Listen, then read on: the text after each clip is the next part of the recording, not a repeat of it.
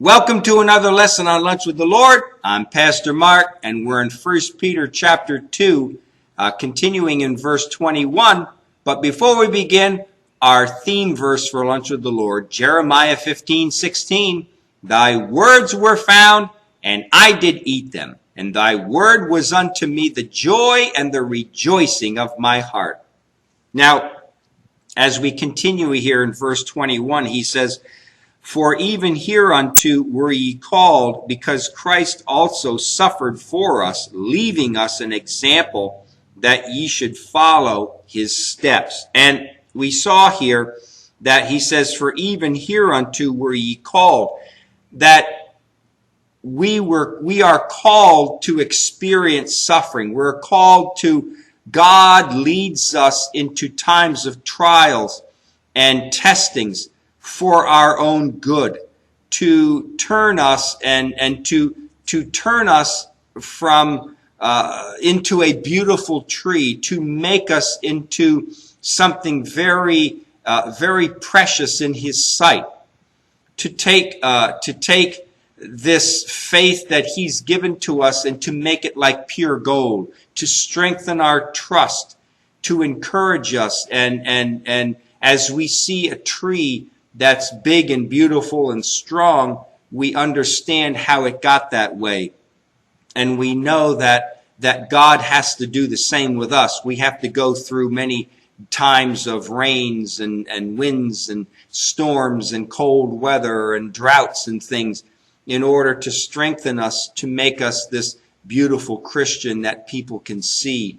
And this is God's plan for every single child of their lives, okay? So he says, For even hereunto were ye called, because Christ also suffered for us. And Jesus Christ was unjustly subject to suffering and rejection and mocking, hatred, and the wrath of mankind. And Jesus Christ was the righteous one who knew no sin, and yet he paid the penalty for our sins and was rejected and crucified for us.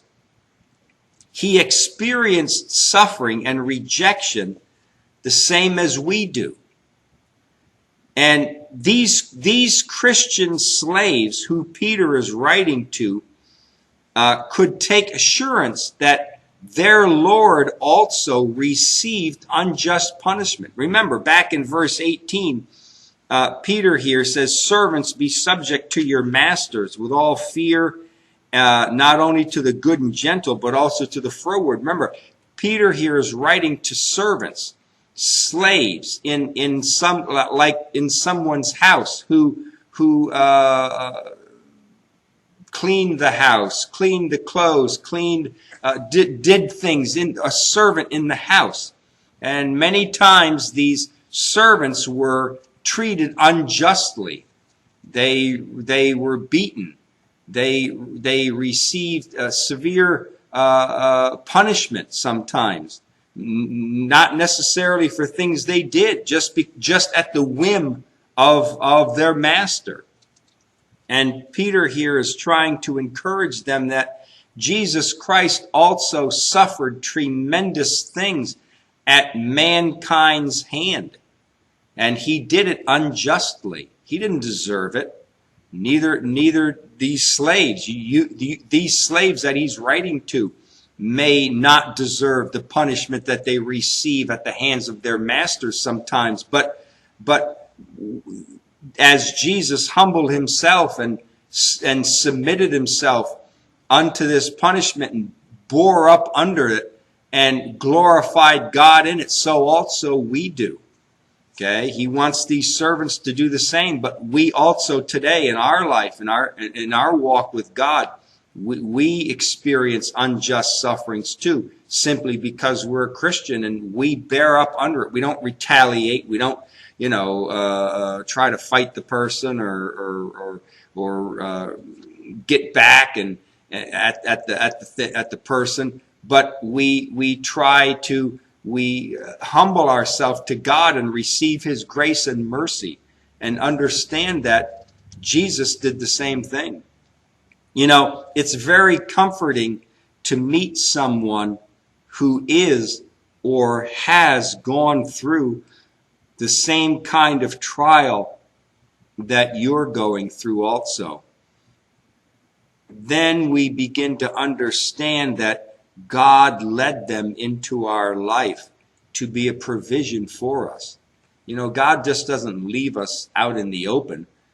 As we go through trials and tests and things and sufferings, God leads people into our life who have either gone through it themselves or is going through it also, and it becomes a comfort to us. It's God's provision for us. And also, as you grow and as you go through these trials, you become a provision for someone else who goes through trials too. And it's just the way it is. God uses you as a provision for some other Christian to experience these trials and these tests and things. And God provides for you, and God provides you for them. and it's a blessing. It's from God. God's designing the whole thing. Why? Because he wants us to come through like purified gold. He wants us to learn and be strengthened. He wants our faith strengthened.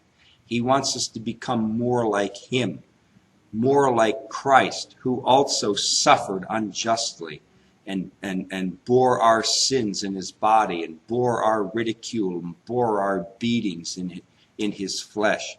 Okay? So he says, because Christ also suffered for us, leaving us an example. Now, this Greek word for example is HUPOGRAMMOS. And again, hupo means under, and grammos means to write.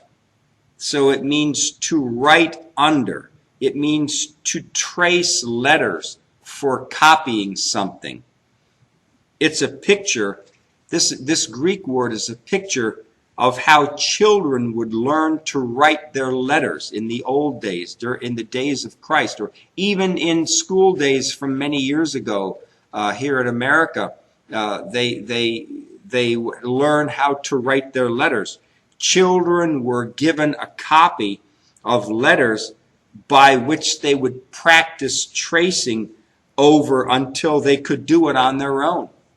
They were given a plate with a letter on it. And they would trace this letter many times, and they would learn to do this letter correctly. And nowadays you see in schools, you see the letters written on the chalkboard, and as children learn to write letters, they have to copy on a paper what they see, and they have to trace it. Well, in many cultures, they would have a plate with the letter imprinted on it, and you would put a paper over it, and you would trace over that letter to get it correctly. And this is what Jesus is. Jesus is our HUPOGRAMMOS. He's the example by which we live our lives. Okay, so he says, leaving us an example, and Jesus Christ is our ultimate example of suffering unjustly, by which we pattern our lives after. I don't really want to get into all of the ways that Jesus suffered for us, because I think it's these ways are already known. If you've read Matthew, Mark, Luke, and John, and you know the ways that Jesus has suffered for us. Isaiah 53, Psalm 22, and all that Jesus went through here on earth, it's already known. But it is enough for us to read the Gospels and take time to meditate on how Jesus handled suffering, how he handled rejection, what his emotions were like, and what he said, and how he reacted to these times of suffering, to this rejection, to this ridicule and mocking and times when the people wanted to beat him or take him and put him in prison or kill him. Okay? So he's our example. If we want to know, we read the Gospels and we see what he said, and we hear his voice in our heart of how he reacted to these people and to these situations. And then he says here, leaving us an example that ye should follow his steps. And follow here is epikalutheo. Epikalutheo. And epi means upon, and akalutheo means to follow. It means a companion. And it means to go in the same way, or to go in the same direction as someone else. So this Greek word, akalutheo, carries the idea of following someone close behind them, almost on their heels. Following someone that would be like children following their parents, and they're right on their heels. Sometimes you're walking as a parent, and the child is so close to you, they get the back of your shoe, and maybe they rip your shoe, right? But that's the idea of apolukatheo, is a close following behind them. And then it says here that we should follow his steps. And personally, I think this phrase, his steps, to follow his steps, means that we look at every detail of Jesus' life. We take the time to study Jesus' life and the different situations that he was faced with, and how he reacted with his actions and with his words. Not just a general overall look at Jesus' life, but a more detailed look at his steps. His steps. He says that we should follow his steps. And I picture it as someone in front of me walking, and I'm looking at their feet as they walk. I'm watching his steps, and I'm walking in his steps. And it's talking about a detailed vision of Jesus' life as our example. How am I to follow Jesus as my example, and to walk what? Not just to see his overall life, but to walk in his steps. All right? And I think an example would be this. How did Jesus react when the Pharisees accused him of breaking the Sabbath? In Mark chapter 2, verses 23 through 28. That's an example. You can walk in his steps. All right? What about this? What about Mark chapter 3, verses 1 through 6? Read it. That's a time of suffering that Jesus went through. A time of persecution that he went through. Maybe ridicule. He went through this. How did he react? And what about Luke chapter 11, verses 37 through 54, when Jesus did not wash his hands before dinner? What did he say to the people that accused him? All right? That were secretly thinking bad thoughts about him. How did he react? What did he say? And what about when Jesus was accused of not paying tribute money in Matthew chapter 17, verses 24 through 27? What did Jesus say? What did he do when he was accused of not paying his money? Is he trying to get out of it? I knew maybe he needs the money more than the government does, right? And what did he do against those accusations?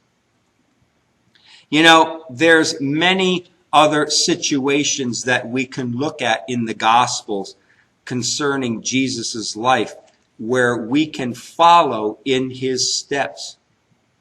You can take a situation in Jesus' life and read about it and say, how did he react to this accusation, to this persecution? What did he say? What was his mentality? Did he get angry?